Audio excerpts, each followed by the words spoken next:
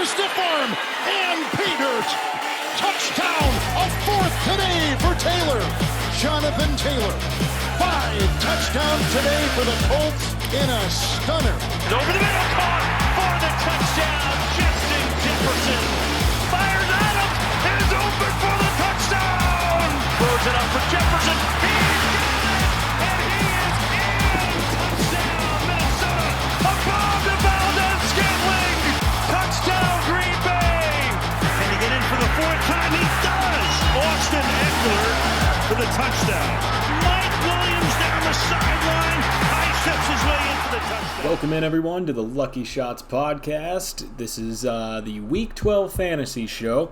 It's going to be a good week. We got 3 Thanksgiving games, quite a few other games going on. I think 15 altogether, only 2 teams on a bye, so should be a good week. And, you know, we start the excitement off on Thursday. Those matchups being... Give me just 1 second. 3 whole matchups, so it's hard to keep track of. Chicago and Detroit, Las Vegas, Dallas, Buffalo, New Orleans. So a lot of fantasy options in those games, so it'll be fun to watch. But let's hop in and start with last week, who were the Fantasy Kings, the top guys at each position. So for your Fantasy Kings, number 1 quarterback this week was Justin Herbert. He had 34.28 fantasy points, 382 through the air, 3 touchdowns and an interception, and then 90 yards on the ground. Like nearly 500 yards. He had nearly 500 yards total just by himself. So that was insane. And if we look back, actually, he's got 4 top 5 finishes and 3 finishes as the quarterback 1. So as frustrating as his off games are, his on games are way more than enough to make up for it. 3 top quarterback finishes in one season alone is crazy. Then your top running back this week, there's no question about it, although somebody did try to make it questionable. But Jonathan Taylor, 53.4 fantasy points. He had 185 on the ground, 4 touchdowns on the ground, 3 catches for 19 yards, and an additional touchdown through the air. 5 total touchdowns, absolutely insane, scoring 53.4 fantasy points. So close to records there, but just couldn't get it done. But an absolute monster of a game for him. And this is his 3rd straight top 5 week in the past 3 weeks, obviously. And he's got 5 top 5 finishes so far this season. Then at the wide receiver position, we got Justin Jefferson. He's got 37.2 fantasy points. Had 10 targets, 8 receptions, 169 yards, and 2 touchdowns. Also tacked on 3 rushing yards with that. And this is his 2nd straight 100-yard receiving game. And going into a toss-up matchup this coming week, Justin Jefferson could see a 3rd straight 100-yard game and possibly could see himself back up in this top 5 and possibly even back in the Fantasy Kings category. And then at tight end, you had Zach Ertz. Zach Ertz getting up into the Fantasy Kings this week. He had 28.8 fantasy points, going out, getting 9 targets, 8 catches, 88 yards, and 2 touchdowns. He's starting to become a force over there in Arizona, and, you know, the past few weeks they haven't had Kyler, so hopefully when Kyler gets back, Zach Ertz stays just as effective. Let's hop into the best of the rest for your quarterbacks. At number 2, you had Aaron Rodgers. He had 33.5 fantasy points, 385 yards through the air, 4 touchdowns, and 21 rushing yards. His best game statistically so far this season. Then you had Jalen Hurts, had 30.78 fantasy points, 147 through the air, 69 on the ground, and 3 touchdowns, all of them being on the ground, which is a big boost if you're in a league with 4-point touchdowns for quarterbacks because rushing touchdowns are still worth 6. So big time game for him.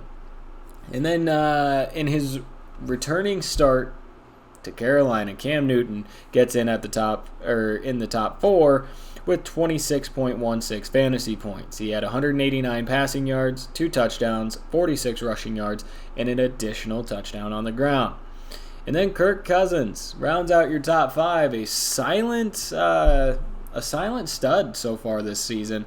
He had 25.24 fantasy points, 341 passing yards, 3 touchdowns, minus 4 rushing yards, which takes a little bit away from that total. But, hey, it was a great game. They even went out and got the win, so great job for Kirk Cousins this week. And then to round out the running back position at number 2, making it ever so close with Jonathan Taylor, was Austin Eckler. He had 41.5 fantasy points, 50 yards on the ground, 2 rushing touchdowns, 6 catches for 65 yards, and another 2 touchdowns on the ground. And this is his 4th week inside the top 5. So him and Jonathan Taylor, they're both making a run for, that top fantasy king at the end of the year now that Derrick Henry is out. At number 3, you got Christian McCaffrey. He had 24.9 fantasy points, 59 rushing yards, 7 receptions, 60 yards, and a touchdown. There's no question he's back.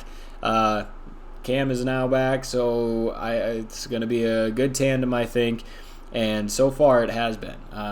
The only difference really in Christian McCaffrey's score, this week from the past 2 weeks, is he actually scored a touchdown this week. So if he continues to put up these numbers, still go out and score touchdowns, it's going to be a good rest of the season.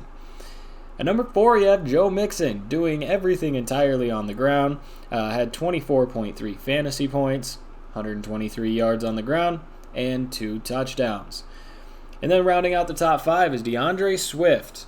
He had 22.6 fantasy points, 136 on the ground, a touchdown, and 3 receptions.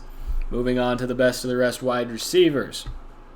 We had Devonta Adams. He had 30.5 fantasy points, 8 targets, 7 receptions, 115 through the air, and 2 touchdowns. At number 3, you had Elijah Moore, who's going crazy lately. He had 29.6 fantasy points, 11 targets, 8 catches, 141 yards, and a touchdown, and then added 15 yards also on the ground. And this is his 3rd straight week with a touchdown.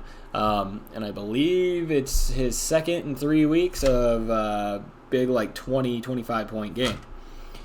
At number 4, you have Deontay Johnson, had 23.1. And I guess you could say Darnell Mooney is also at number 4. But either way, they round out the top 5, Deontay Johnson and Darnell Mooney at 23.1 fantasy points. Johnson had 13 targets, 7 receptions, 101 yards, and a touchdown. This is his 7th game this season with double-digit targets. So that's kind of big time for him. And 5 of those weeks have been 13 targets at least. So Joe Flacco just needs to continue to get this guy the ball if Joe Flacco is going to continue to be the quarterback. And then Darnell Mooney. He had 16 targets, an incredible amount of targets, but only 5 receptions, 121 yards, and a touchdown. And honestly, if you got 16 targets and you can only turn it into 5 catches, imagine if you were getting, at least half of those targets, at least getting 8 receptions out of those targets, how big the game could be for Darnell Mooney. Then at your tight end position, you had Travis Kelsey, obviously, sitting at 18.8 points. He had 8 targets, 5 receptions, 74 yards, 4 rushing yards, and a touchdown. That was a rushing touchdown. This is his 3rd week inside the top 5 in the last 3 weeks, so 3 straight weeks in the top 5. Continuing to just be Travis Kelsey. No shocker there. Then you had Darren Waller. He had 18.6 fantasy points, 8 targets, 7 catches, and 116 yards. No touchdowns, but a healthy amount of targets and yardage.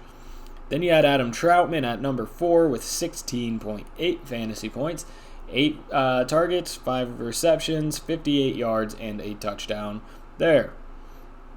Rounding out your top 5 was Mark Andrews. He had 15.3, 10 targets, 8 receptions for 73 yards. Now, before we get into looking at everybody for this coming week, where we should expect them to be, we got to take a look at who's got buys. You got the Cardinals, you got Kansas City. So obviously a lot of big-time fantasy people that are going to be out for you this week. For Arizona, you got Murray, Connor, D-Hop, Moore, Ertz, even Kirk. So many of those guys are going to be out this week, so hopefully you've got contingency plans. As well as with Kansas City, you got Mahomes out, Clyde Edwards-Helaire, Darrell Williams, Tyreek Hill, Travis Kelsey. So a lot of big-time pieces out this week for your fantasy team. So you got to move on.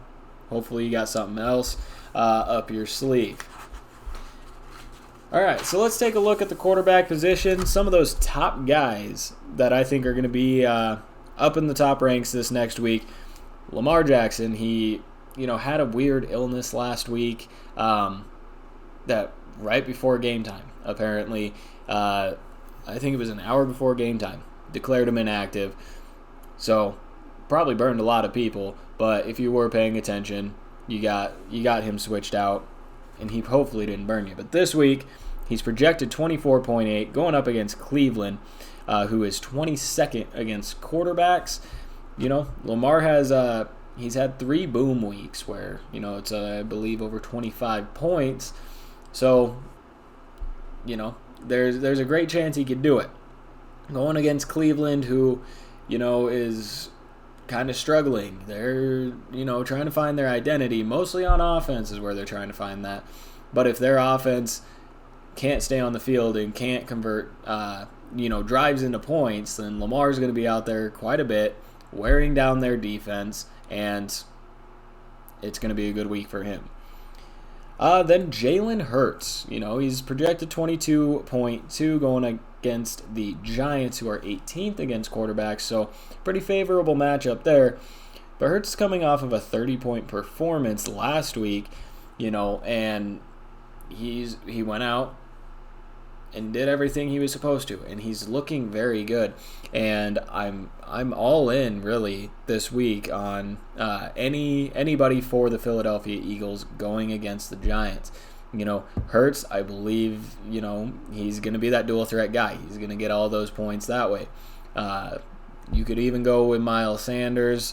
I think he's going to have at least a decent game. I think he'll get involved in the passing game a little bit as well. And then, Devonte Smith, who's obviously a stud and the number 1 target for Jalen Hurts if he is throwing the football. Then the final top quarterback I want to look at is Joe Burrow.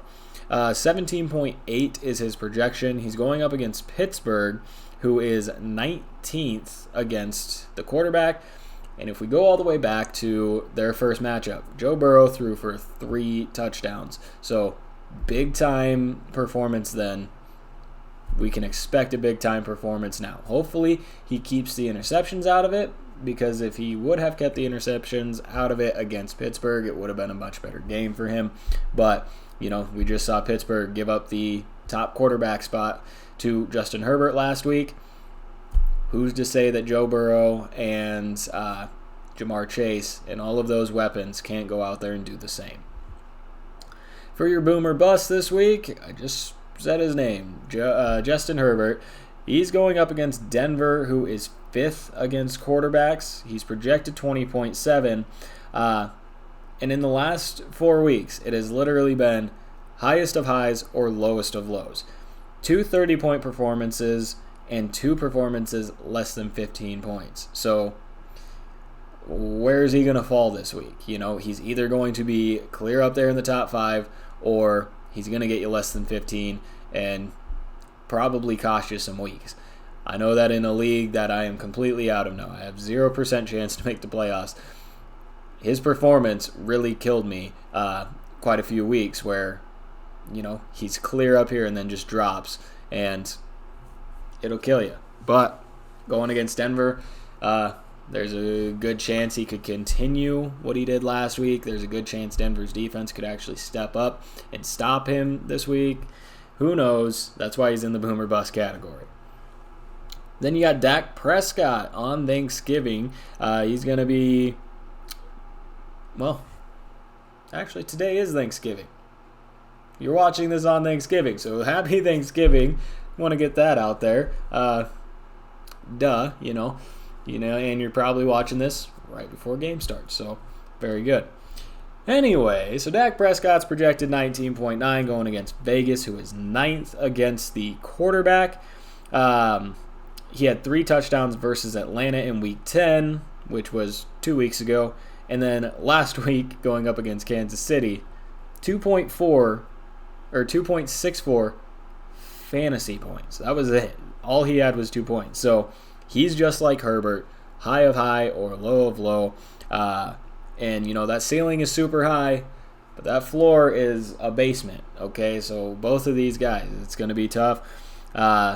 And you never know what Vegas is going to do. They're just as inconsistent as anybody else. So it'll be interesting to see what Dak can do, especially if he doesn't have Amari Cooper, which he's not going to. And if he doesn't have CeeDee Lamb, who he may or may not have. The news is probably out by now, but it could be tough.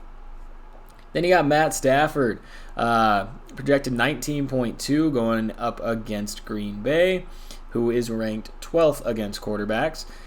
Stafford has 3 straight games, or he went from having 3 straight games of 20-plus points to 2 straight performances with less than 15. It's just a collective effort of not goodness from the Rams. But Green Bay, they gave up quite a bit to Kirk Cousins. And Matt Stafford in this offense are a lot better than Kirk Cousins in that offense, I believe. So there is a possibility he could get up in the top 5. But there's a good shot Green Bay gets back on track this week and shuts them down. Then our wild cards. Obviously, Cam Newton. Cam Newton has to be a wild card. He's projected 18.4 against Miami, who is 27th against the quarterback position. Miami's not a good defense against fantasy quarterbacks. Cam Newton, he's reinvigorated. He's got 5 touchdowns in these last 2 weeks since returning to Carolina, and he was in the top 5 last week. So is he going to replicate that? I believe he could. He's going against Miami, so there's a good shot. He's been playing well. They've got all the pieces that they need. So it's just a matter of, is it going to happen or is it not going to happen? Or is it just going to stay right in the middle? Because that could be a possibility too. Then you got Kirk Cousins, who I also mentioned a little earlier. He's projected 17.9 going against San Francisco. He's projected, or just kidding, I told you what he's projected. San Francisco is 11th against the quarterback position. And, Cousins, so far this year, averaging 20 points per game, has 21 touchdowns and only 2 receptions. So he's just easily overshadowed by everybody else in this league that they just don't notice. Hey, Kirk Cousins is sitting over here with only 2 interceptions. So, honestly, if you've had him as your fantasy quarterback, it may not be, the prettiest every single week. But 20 points a game, and most of the time you don't have to worry about an interception and get a couple touchdowns. I mean, you couldn't ask for anything more. If Herbert would stop throwing interceptions and throw a couple touchdowns per game, hell, I'd take it. So Cousins, he's a great option, honestly. And if you had Kyler, if you had Pat Mahomes, and Kirk Cousins is sitting on your waiver wire, go pick him up. Go ahead and do it. Don't be scared, but temper your expectations. It's not going to be, more than 25, but it'll be over 20. So it's going to be right in that area. And then you have Taylor Heineke, projected 17 points, going against Seattle, who is 16th. He's got 5 20-plus point games and had 23 points last week.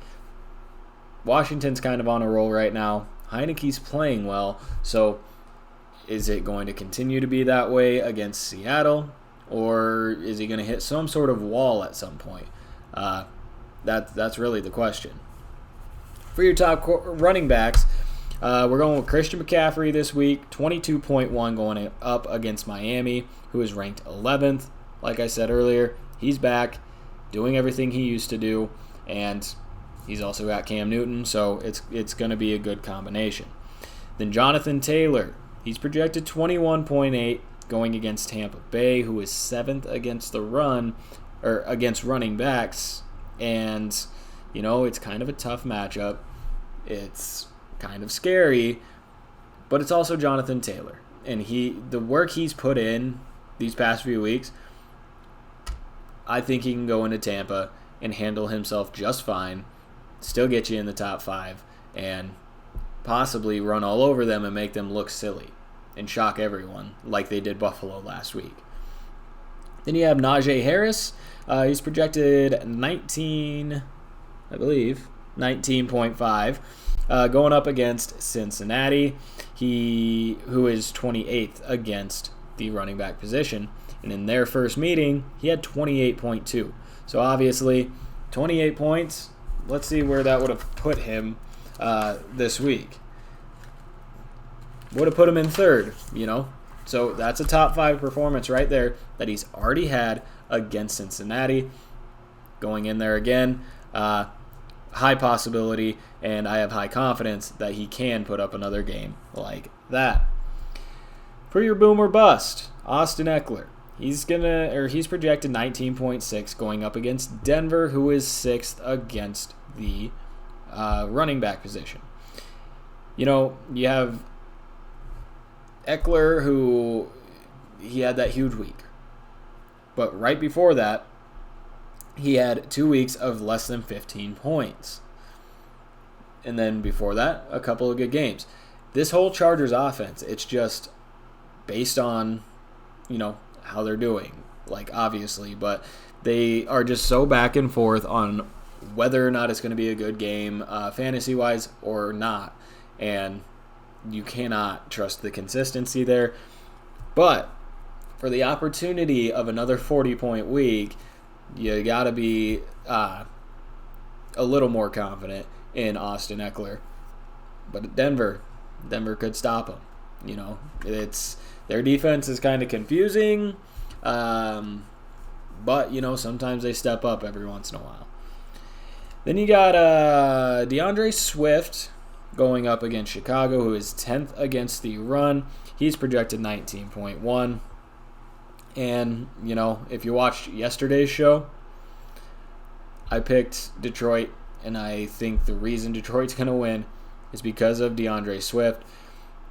But if he doesn't, he's going to bust, And it's Chicago's defense that's pretty decent. So it's really just a big boom or bust game. It's on Thanksgiving. Is he going to have the Antonio Gibson Thanksgiving game from last year, or is it just going to be mediocre, or is he going to bust? He's either going to be the hero of this game or not have anything. So that's what we should be expecting. And then Zeke Elliott, he's projected 17.8 going up against Vegas, who is 25th against the running back position. And Zeke, he's had some really good games and really got on a roll. And now he has 3 games in his last 4 that have been less than 15 points. So are we trusting Zeke on a Thursday night against a questionable defense? If CeeDee Lamb isn't in, not having Amari Cooper, it would make you think Zeke should maybe get some more work, but Tony Pollard was more involved last week after CeeDee Lamb went out than Zeke was. So it's just, you don't know what to expect. And if they give him the workload that they should, then he's going to, be fine. But if they mix in Tony Pollard for just no reason, then you're not going to have a good week. For your wild cards, Dalvin Cook. He's projected 18.2 going up against San Francisco, who is 16th against the running back. But last week, James Robinson is a stud, and they held him to 38 total yards. He did get a touchdown eventually, but did not move the ball. Cook is just as involved in the offensive game plan as, say, Robinson. So it's going to be tough to, keep him contained, especially with all the other, weapons for Minnesota. But San Francisco did it last week to James Robinson. Who's to say they can't do it this week? Mark Ingram, projected 15.6 going up against Buffalo, also a Thursday night game. Who is 14th against the running back. Ingram, he's a wild card because you just don't know if you can trust what he's done. But the past 2 weeks have been nothing but fair enough, good game. I can take what you just gave me. And there's probably not going to be Alvin Kamara again. So, Buffalo it shows that they're 14th against running backs, which had to have changed because of last week. But they've historically over the year been pretty decent against everything, especially running. So could be a weird game for Mark Ingram. Then Nick Chubb. He's only projected 14.1 going up against Baltimore, who is 22nd against the running back. Chubb's always got a low projection. Doesn't matter what he does. But there could be the addition of Kareem Hunt again this week, which could cut into that production. But Chubb's still going to go out and have a really good game, run for quite a bit, and put up a decent stat line for you. I don't think he's going to go out and bust, but is there that possibility he booms? I mean, maybe if Kareem Hunt's in, probably not. If Kareem Hunt's out, maybe. Looking at the top wide receivers, you're going to have Cooper Kupp, who's projected 22.9 going up against Green Bay, who is 12th against the wide receiver position. And if you look at Kupp, 8 games of 20-plus points, 4 games over 30. I mean, what else can you say about the guy? He's so far pacing the league as the best fantasy player this year. Green Bay just gave up a huge game to Justin Jefferson last week, so gotta imagine Cooper Kupp is going to have his day as well. Then you got Deebo Samuel. He's projected 18.9 going up against Minnesota, who is 31st against the receiver position. Last week, Minnesota gave up 30 points to Devonta Adams. They gave up a deep touchdown pass, which is Deebo Samuel's territory. And Deebo even last week scored about 15, 16 points while catching 1 pass. So he is an explosive player, and it's going up against a not good defense that gave up a bunch of points last week. So I think Deebo has a chance to be that top guy this week. Then Justin Jefferson. He's projected 18.8 going up against San Fran, who is 8th against the wide receiver position, but Jefferson's on back-to-back 100-yard games. He's outpacing Thielen now. We can say that confidently, so I think he can jump right back into this top 5, no problem. Some of your boomer busts, going with Devonta Adams. He's projected 21.5 going up against the Rams, who were 17th against the pass. But in 2 weeks so far, he's got less than 15 points, and he's probably more than likely going to be shadowed by Jalen Ramsey or one of those better defenders. He's going to get the most attention. So it's going to be tough for him to go out and put up a bunch of points.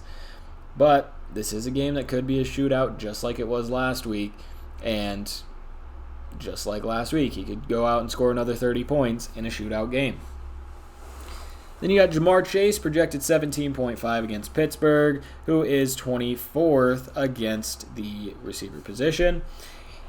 But Jamar Chase has 3 straight weeks now of less than 15 points. He had all of these great games. Now all of a sudden you can't, get a whole lot out of him. So do we trust? I think we do. It's still Jamar Chase. He's still doing well. And I like this matchup. I think Joe Burrow is going to be a top quarterback this week. So then that would mean you would have to believe in Jamar Chase. But if Pittsburgh shuts everything down, then Chase could see not a whole lot of anything. And then you got Deontay Johnson. He's projected 17 against Cincy, who is 11th against the receiver position. He didn't play against Cleveland in their first game, or Cincinnati in their first game. So this is going to be a fresh experience for him. It's going to be a fresh experience for the defense. So, they haven't really played yet and could give him the upper hand or could not. He's got 1 week over 20 since the bye week, so that's where he kind of comes into the boom or bust category. He's either going to get you a lot or he's not going to get you a lot.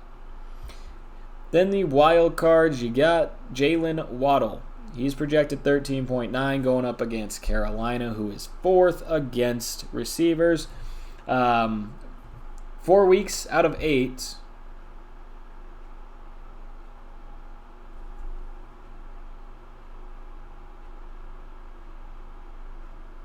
Oh.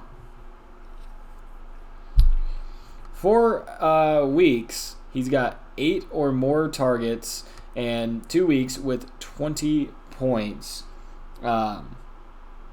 So, he's just playing really well, and Tua's really enjoying having him, I think, giving him a lot of opportunities. So there's that possibility he drops off because he's a young receiver that, the game plan could easily just phase him out. But it doesn't seem like that's going to happen because Tua continues to go his way. DJ Moore, he's projected 13.8 going up against Miami, who is 30th. He scored his first touchdown since week 4 last week, and he's got 7 targets or more every single game this season. So he is getting very, very involved, but it, sometimes just hasn't panned out to be anything but, a pedestrian 10 to 15 points. But he's also had games of a lot, so don't get me wrong. Then you got Mike Williams, who absolutely shattered my heart last week. He's projected 13.6 against Denver, who is 13th against the receiver position. I acquired Mike Williams about 3 weeks ago, continued to play him. He had, a bunch of games under like 10 points. It's this week was his first week over 10 points since week 5. So I bench him. Goes out and has, a really good game, catches a deep touchdown. So just broke my heart, but that's why he's a wild card. He could go out there and do something like that. That could, win you a week. Wrapping up with the top tight ends, we've got Darren Waller, projected 15.8 against Dallas, who is 24th against the tight end position. George Kittle, he's projected 14.1, going against Minnesota, who's actually 6th against the tight end position. But Kittle has a touchdown in the last 3 straight weeks. So he's starting to get back in there. He's getting involved, and you got to trust in him. And then I'm going with maybe unpopular, but I think Kyle Pitts gets up into your top tight ends this week. He's projected 12.3, but he's going against Jacksonville, who's 20th against tight ends. And, if Russell Gage, like I said yesterday on the show, if Russell Gage starts taking attention away from Kyle Pitts, we're going to start seeing more Kyle Pitts and getting back to the 100-yard games, the dominant performances, and going up against Jacksonville would be a fantastic time to do that. For the boomer bust, you got Rob Gronkowski. He's projected 13.2 against Indy, who is ranked 26th against tight ends. He had 8 targets in his return and has 20 points, or had 20 points in the first 2 weeks of the season before he got hurt. So, are we going to see what we saw at the beginning of the year? Are we going to see the mediocreness of the last week and the week before? I hope not, but there's that possibility. Then you got Mike Gesicki. He's projected 10.8, going up against Carolina, who is 10th against the tight end position. He's got 4 weeks over 15 points and 5 weeks under 10 points. So he is literally the definition of boom or bust. He's either over that line or he is under that line. There's no in between. And going up against Carolina, what is their defense actually? What do we know about their defense that we actually know for sure? Nothing. So they could go out and absolutely just slaughter Gesicki, not let him get any catches. Or they could just open wide up and Gesicki gets catches all day. Then you got TJ Hawkinson. He's projected 10.5 against Chicago, who's 7th against the tight ends. He has 5 weeks with 11 or less points, 4 weeks with 15 plus, and 2 weeks with 20 plus. So, he's just all over the place. Who knows what you're going to get out of him. Then for your wild cards to wrap up these, Pat Freiermuth. He's projected 10.8 going against Cincinnati, who's ranked 15th against the tight ends. Last 4 weeks, he's got 2 finishes with more than 15 points, 2 finishes with less than 15 points.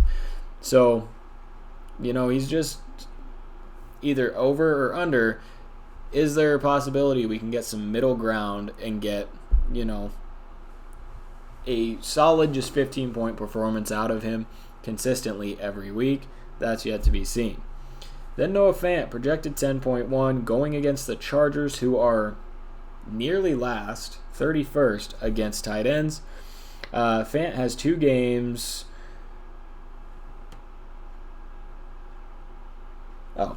Okay, so he has 2 games over 15 points. His average is 10.9. So, he's just right in the middle. So, what do we expect? I'm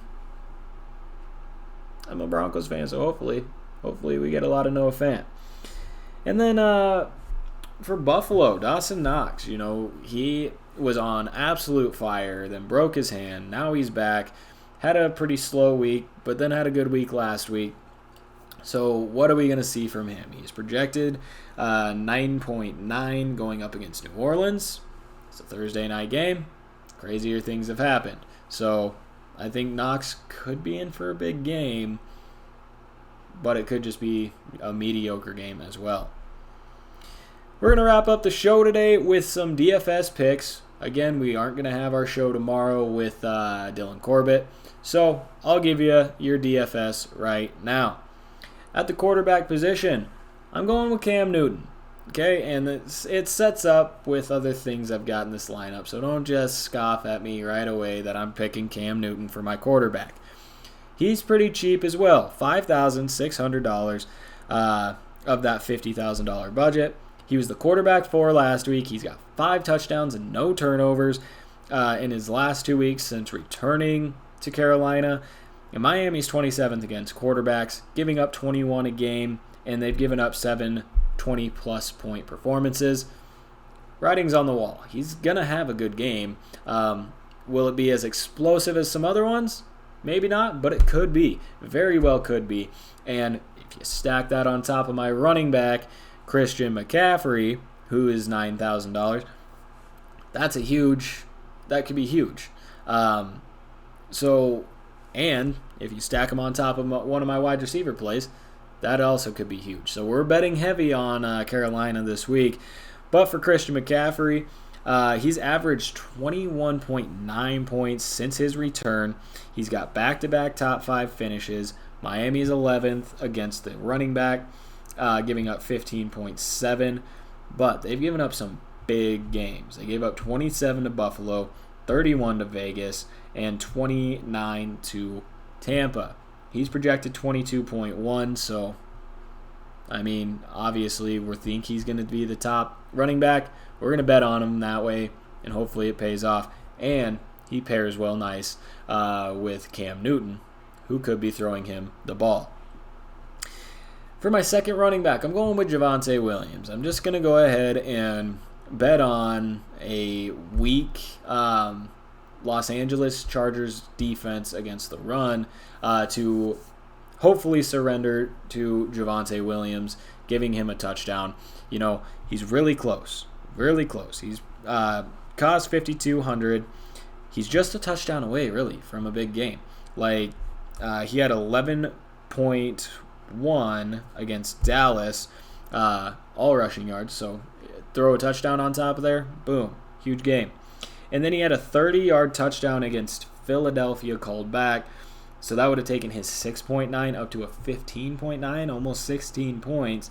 And the Chargers give up 21 a game. Yes, there's two running backs. Yes, he's going to have to split with Melvin Gordon. Yes, Melvin Gordon most of the time takes away those touchdown opportunities. But Williams is obviously the better back. He gets involved in the pass game. And just give me that touchdown. If you give me that touchdown, he's going to be just fine. He's projected 11. That'll bump up to about 16, 17, possibly even 18 if he gets in the end zone. For my first wide receiver, we're going Devonte Smith for 6,400. 6 targets in each of his last 3 games. 3 touchdowns in his last 3 games. 2 20-point performances in these last 3 games. And New York is 20th against wide receivers, giving up 22 points. So, I mean, he's been having it. Big weeks, and more consistently now than it was at the beginning of the season. And Hurts, we think he's going to be a top quarterback this week. Then you got to bet on his favorite receiver, and that is Devonte Smith. Then, pairing nicely with my quarterback, DJ Moore. He's 6,200. He had 5 catches, 50 yards, and a touchdown in his full first game with Cam Newton back. So that's promising. He had 16 points. 7 targets in his last 3 games. Miami's 30th against wide receivers. They give up 26.4 points per game. And again, they have given up a lot of points in a few games. They gave up 58 to Tampa Bay, 35 to the New York Jets, 31 to Vegas, 29 to Buffalo the first time, 20 to Buffalo the second time, and 29 to Jacksonville. So, plenty of opportunity for DJ Moore to put up another big week and really pay off, especially if he's going to catch a touchdown from our quarterback, Cam Newton. So, huge play. 3 Carolina players. That's what we're going with. To finish off my wide receivers, Elijah Moore for 5,600. He's averaging 23.5 points per game in his last 3, 4 touchdowns in his last 3, and last week had 8 for 4, my mouth needed to work. 8 catches for 141 and a touchdown against Miami. Going up against Houston, who is 23rd against wide receivers. They give up 22.6 per game. They've given up a 20-point game, 2 30-point games, a 40-point game. So they've given up a lot of points. And Elijah Moore coming on at the right time. So let's plug him in to our lineup as well. And hey, Moore is better. Get it? We got 2 guys named Moore. Okay. Anyway, we're moving on to the tight end position. We're going to take Tyler Conklin. We're just betting on a touchdown here, and he's a cheap option, giving us some more wiggle room. Like I said, he's a touchdown threat. He had 2 touchdowns a couple weeks ago. He gets involved in the red zone, so we're just betting on a touchdown there. No special reason, and he is pretty cheap. At our flex, we're going to go with Brandon Ayuk. We're going to plug our nose and play that one. 5,300 in week 9. He had 6 catches for 89 yards and a touchdown. Week 11, 7 catches, 85 yards and a touchdown. Minnesota's 31st against receivers. And they gave up 48 points to wide receivers last week. We're confident in Debo. We got to start being confident in Brandon Ayuk again. He's finally starting to get involved. And, hey, 5,300, plug him in as a solid flex play. Be able to have 4 receivers who have a big chance of booming this week in your lineup. That sounds fantastic to me. And then to finish off, we got our defense. We're just going to toss in the Falcons. They're 2,500, kept room to, put more people in. They're going up against Jacksonville, who's the 25th ranked offense. They only average 206 through the air, 112 on the ground, and 15 points per game. And their turnover differential is minus 12. So that just seems like a lot of opportunity for Atlanta to go out and, do very well as a defense. Throw on a couple extra points for us. So going with the Falcons there. But everyone, happy Thanksgiving. Thanks for joining me on your Thanksgiving morning right before football starts. And hey, go eat some turkey. Let's get fat together. And we'll check in with you on next Wednesday.